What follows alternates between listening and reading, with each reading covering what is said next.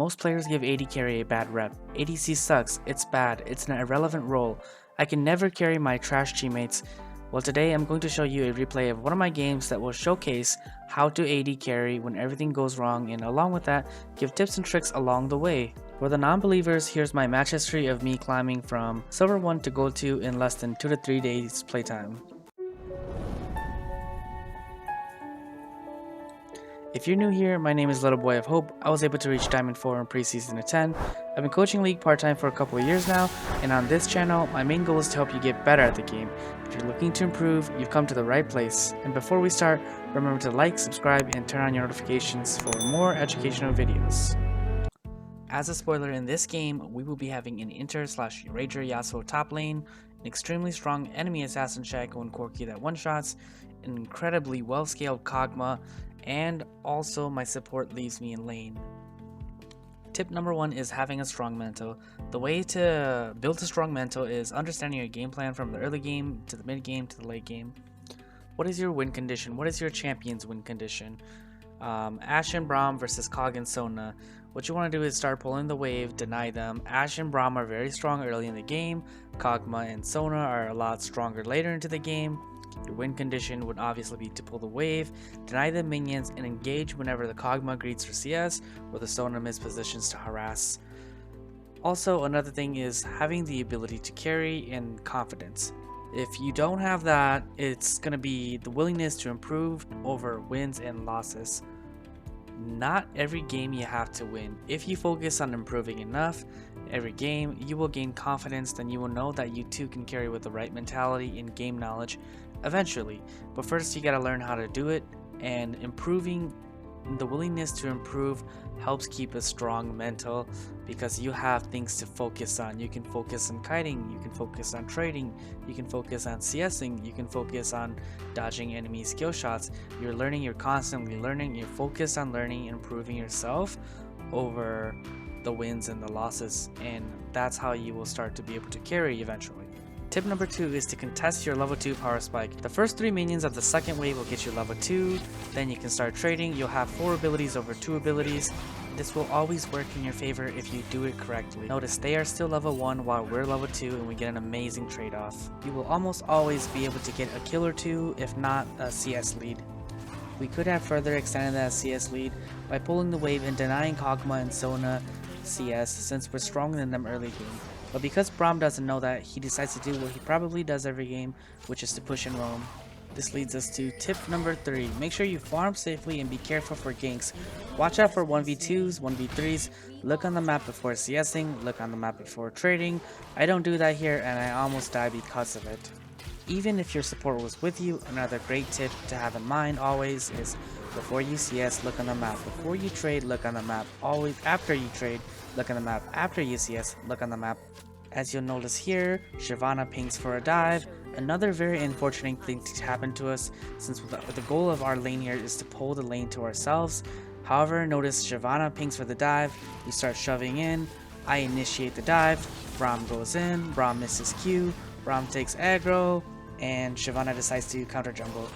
Braum shield will deny Sona ultimate, Braum ultimate will knock him up, Ashe ultimate will stun him. 2 of the weakest non-mobility champions in the bot lane with such a free dive potential with 2 to 3 waves stacking into the turret would have been the most easy double kill ever, but the Shyvana who called the dive decided not to do it.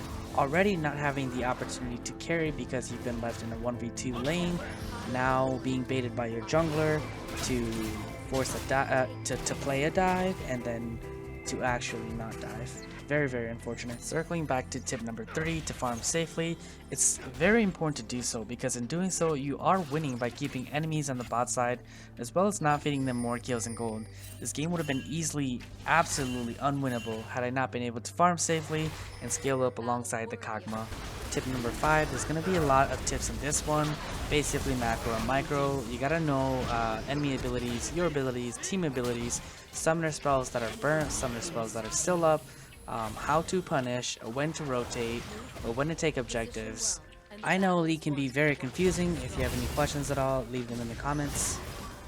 Sona here comes to harass, gets caught off on my W, Braum's able to hit the Q because of the W and follow up. We get the kill on the Sona. This just has to do with basic micro, knowing that abilities are down, that champion is squishy, I can take advantage of this. I have heal, I have shield bow. Okay, shield bow's proc now, Braum's coming up. Braum has abilities, Braum has shield, we also have heal. And so just being able to calculate all this in your head through experience, remembering it, will help you a lot in the long run. You'll notice in this upcoming fight, if you look at the chat, how I've already pinged the enemy Shaco's position, knowing that Shaco's alive.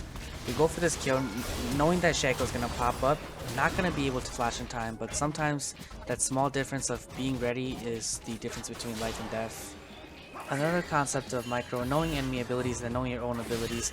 Garen's ability, he's using everything on Yasuo, therefore we can focus Garen without having to be afraid of him trying to flash or one-shot us.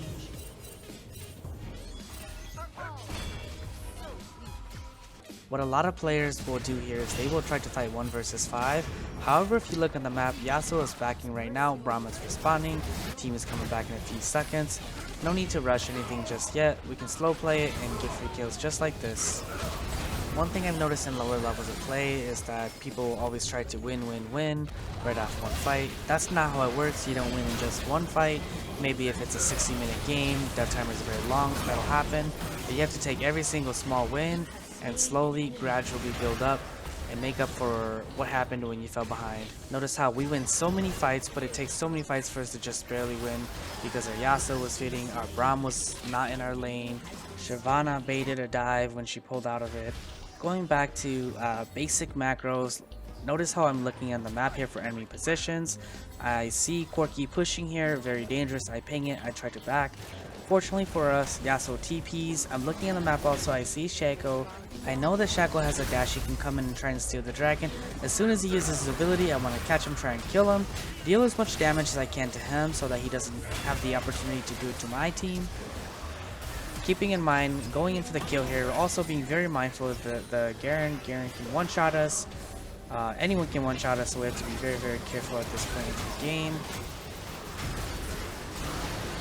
Get the Kog Maw, make sure he dies first. I always want to go with the damage dealers first over the tanks. Unfortunately, I thought the Shaco was dead. Shaco was not dead. I actually just killed his clone over him. Also notice how I'm calculating the danger threats of every single champion and carefully playing around them, not forcing too hard, playing very far behind, and just trying to stay safe and dealing as much damage as I can. Kiting the Garen here, going back in. Unfortunately, not going to be able to hit the Kog Maw here. I thought the last auto killed Kog Maw. Unfortunately, I didn't get the Kog Maw. 45 minutes into the game, gonna start the Elder, create some panic on the enemy team, force them to engage onto us. That way I can use my abilities to peel for myself and kite. I originally wanted to ult the Shaco or the Corki, but the Garen was in the way and also didn't want Garen to silence my jungler. If Garen flash silenced my jungler, we would have lost Elder, possibly lost the game. Therefore, I threw my ultimate at the Garen. Also here, I see the Yasuo TP mid after we secure the Elder. So I go and follow up with the Orianna. Orianna gets one shot by the Shaco. Keeping my eye on the Shyvana, getting very low here. I see Kog Maw. Kog Maw is actually tunneling, and so I actually flash onto him. Execute with Elder, execute zone of Elder, and that's pretty much game. Hopefully you were able to learn something. If you did, like, subscribe, and turn on your notifications for more educational videos, and make sure you share this with your friends.